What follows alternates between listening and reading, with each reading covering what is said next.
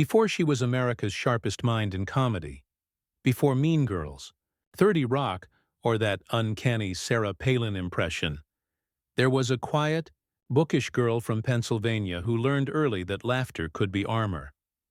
In a world where women were often told to smile, she chose to make people laugh, not to please, but to provoke. Her jokes were knives wrapped in silk, her intelligence a force that both disarmed and redefined comedy. But behind the applause and Emmys, Tina Fey's story isn't just about success. It's about fear, pressure, burnout, and the invisible scars that shaped her voice. She faced a world that didn't always welcome women with opinions, let alone women who could outthink the room. So how did this shy daughter of a Greek-American family become one of the most powerful voices in modern entertainment? And what did it cost her to make smart the new face of funny? This is the story of courage hidden beneath sarcasm, and a woman who turned wit into her weapon, laughter into legacy. This is Tina Fey. Tina Fey was born Elizabeth Stemma Tina Fey on May 18, 1970, in Upper Darby, Pennsylvania, a quiet suburb outside Philadelphia. Her childhood was ordinary on the surface, yet deeply formative beneath it. Her father, Donald, a Korean War veteran and writer for a university, taught her the value of discipline and language. Her mother, Jeanne, a gentle yet witty woman, filled their home with books, laughter, and Greek warmth. As a child, Tina was observant, the kind of kid who noticed everything but said little. She devoured comedy albums, adored Monty Python, and spent hours watching reruns of The Mary Tyler Moore Show. But one event would mark her forever. When she was just 5 years old, a stranger slashed her face while she played in her front yard. The scar, faint but visible, became a lifelong companion. For years, she never spoke publicly about it. Instead, she developed something else: humor as a shield. Jokes became her way to control a world that once frightened her. She didn't use comedy to escape pain. She used it to own it. Her teachers described her as brilliant but quiet. Her classmates remembered her as the girl who could deliver one perfect line that left everyone in stitches. By high school, she was writing skits, performing in plays, and secretly dreaming of Saturday Night Live. But in a small Pennsylvania town, that dream seemed galaxies away. Tina Fey would need more than talent to reach it. She would need wit sharper than any weapon, and the courage to turn pain into punchlines. After high school, Tina Fey left her quiet Pennsylvania world for the University of Virginia, where she majored in drama and English. She wasn't the loudest in the room, but she was the sharpest. While others chased fame, Tina chased words, crafting stories, analyzing characters, and studying what made people laugh. After graduation, she moved to Chicago, a city that pulsed with creativity and risk. There, she auditioned for the Second City, the legendary improv theater that birthed stars like Bill Murray, John Belushi, and Gilda Radner. The first time she stepped on that small, smoky stage, she felt it. This was home. Chicago was brutal but honest. The nights were long, the audiences unpredictable. Tina worked at the box office by day and wrote sketches by night, refining her voice. Intelligent, feminist, razor-edged. It was here she met Amy Poehler, another young comedian with boundless energy and fearlessness. Together, they began a friendship and creative partnership that would later redefine comedy for women. Her big break came not from acting, but from writing. Saturday Night Live noticed her sharp, fearless humor and hired her as a writer in 1997. A huge leap for someone who had only dreamed of seeing the show live. But soon, Tina did more than write jokes. She changed the tone of SNL. In 1999, she became the show's first female head writer in history. Week after week, her sketches pushed boundaries. Smart, topical, feminist, and unapologetically sharp. The shy girl from Pennsylvania had just entered one of the toughest rooms in television, and she was about to take over. Once Tina Fey took charge of Saturday Night Live's writing room, something shifted. The sketches grew sharper, the punchlines bolder, and the humor more intelligent. She wasn't just writing jokes, she was rewriting what comedy could be. In 2000, she stepped in front of the camera as co-anchor of Weekend Update, turning political satire into appointment television. Her chemistry with Jimmy Fallon was effortless, but it was her tone, witty, biting, unapologetically smart, that captivated audiences. For the first time, millions of Americans were seeing a woman leading late-night comedy with intellect, not charm. Then came Mean Girls, 2004. Written by Fey and inspired by the book Queen Bees and Wannabes, it wasn't just another teen movie. It was a social mirror. Sharp, quotable, and painfully true, it became a global phenomenon. Lines like, "On Wednesdays we wear pink," entered pop culture forever, proving that Tina's humor could shape generations. But she wasn't done. In 2006, she created and starred in 30 Rock, a behind-the-scenes satire of a fictional sketch show that was really about SNL itself. Critics called it too smart for TV, and yet it won multiple Emmys, including Best Comedy Series. Her character, Liz Lemon, became the face of every overworked, underappreciated creative woman trying to survive in chaos. Then, in 2008, she delivered a masterstroke, her legendary impersonation of Sarah Palin. With one wink and one line, "I can see Russia from my house," she turned political comedy into a cultural earthquake. By now, Tina Fey wasn't just a writer or comedian. She was a force, shaping how America thought, laughed, and even voted. She had reached the peak of her fame. But behind the laughter and the legacy, something else was building. Exhaustion, pressure, and the quiet fear of losing herself to the empire she had built. For Tina Fey, fame didn't come with paparazzi chases or public meltdowns. Her scandals were quieter, internal, invisible, but just as consuming. By the late 2000s, 30 Rock had turned into both her triumph and her trap.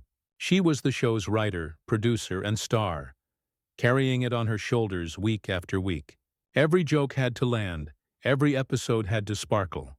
While the world laughed, Tina was barely sleeping, running on caffeine and deadlines. Behind the camera, the stress began to show. She spoke openly later about panic attacks, anxiety, and the pressure of being the woman who made it. In interviews, she joked about exhaustion, but the humor barely hid the cracks. Comedy had always been her armor, but now it felt like a cage. Then came criticism, not from tabloids, but from within the cultural conversation. Some accused 30 Rock of lacking diversity, of being elitist or too clever for its own good. Others claimed her brand of satire was detached from real-world struggles. For someone who had built a career on empathy and intelligence, it stung deeply. Still, Tina refused to respond with outrage. She addressed it the only way she knew how, through humor, self-awareness, and growth. She learned to listen, to evolve, to turn critique into craft. There was no dramatic downfall, no scandal headline, only a woman realizing that even success could burn you from the inside out. As 30 Rock neared its end, Tina stood at a crossroads. The world still adored her, but she was asking herself a question far deeper than fame. What happens when laughter stops being fun? When 30 Rock ended in 2013, Tina Fey could have walked away. She had Emmys, fame, and a permanent seat in comedy history. But instead of chasing more, she chose to redefine what success meant. Her comeback didn't arrive in the form of a new character or another award show. It came through writing herself back to peace. In 2011, her memoir Bossy Pants became an international bestseller. Beneath its sharp wit and deadpan humor lay a vulnerable honesty. She wrote about motherhood, anxiety, sexism, and survival in an industry built for men. It was fearless and healing. Then came Unbreakable Kimmy Schmidt, a Netflix comedy that she co-created. The show's quirky optimism, a woman rebuilding her life after years in captivity, mirrored Tina's own emotional rebirth. It was her way of proving that joy, not cynicism, could still drive great storytelling. Off-screen, she found grounding in her family life with her husband, composer Jeff Richmond, and their 2 daughters. She began to speak more openly about balance, how creativity means nothing if you're too tired to feel it, her longtime friendship and partnership, with Amy Poehler blossomed again as the two embarked on a comedy tour, not as rivals or icons, but as women celebrating endurance and sisterhood. Tina had once built her world on being the smartest person in the room. Now she was learning the art of simply being present. The woman who made the world laugh was finally learning to laugh again, this time for herself. Few comedians have reshaped American humor the way Tina Fey did.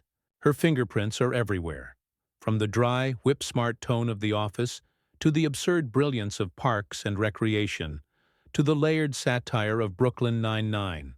She didn't just influence shows, she influenced a generation's sense of humor.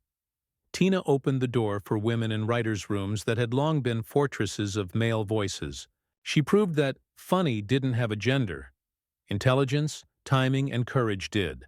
Every sharp one-liner delivered by a woman on TV today carries a trace of her defiance. Her leadership at Saturday Night Live transformed the show's DNA. She brought empathy to satire, showing that comedy could cut deep without cruelty. Writers admired her precision, actors admired her discipline, and audiences adored how she turned pain into punchlines with honesty and heart. Mean Girls continues to live on, not just as a movie, but as a cultural mirror, a Broadway musical, and a language of its own. Few writers have created work that feels timeless and relevant across decades. Tina did it by understanding the truth at comedy's core. We laugh hardest when we recognize ourselves.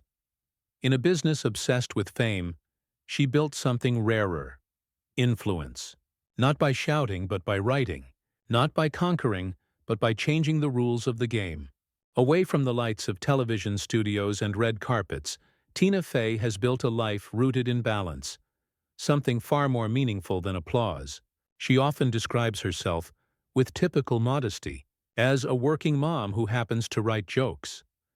But behind that self-deprecating grin lies wisdom earned through exhaustion, failure, and persistence. At home in New York, she leads a quieter existence with her husband, Jeff Richmond, and their two daughters. The same woman who once juggled 15-hour days now finds joy in simple moments, walking her kids to school, cooking dinner, or disappearing into a book. The chaos that once defined her has become harmony. Her reflections on success are strikingly humble. "You can't be that kid standing at the top of the water slide overthinking it," she once said. "You have to go down the chute." It's a metaphor not just for courage, but for letting go, trusting the ride, and accepting imperfection. Fey has also embraced mentorship, quietly supporting young female comedians, writers, and producers. She knows that legacy isn't about statues or speeches. It's about leaving the door open for others to walk through. For a woman who built her empire on laughter, Tina Fey has discovered a deeper truth: that peace is the greatest punchline of all. Tina Fey's story isn't just about fame or comedy. It's about resilience, reinvention, and the courage to stay authentic in a world built on performance. She began as a shy girl with a scar, unsure of where she fit in. But through sharp wit and sharper honesty, she transformed every wound into wisdom, every fear into laughter. Her journey reminds us that humor is not the opposite of pain. It's a response to it. Every time she wrote a line that made the world laugh, she was quietly saying, "You're not alone in your chaos." From Mean Girls to 30 Rock, from sketch shows to memoirs, Tina Fey used her voice to make intelligence entertaining and kindness powerful. She didn't chase fame, she built meaning, and in the end, perhaps that's her greatest gift. She showed us that it's okay to laugh at life, even when it's hard, because laughter, when born from truth, becomes something eternal. This was the story of Tina Fey, the woman who made smart funny and turned comedy into courage.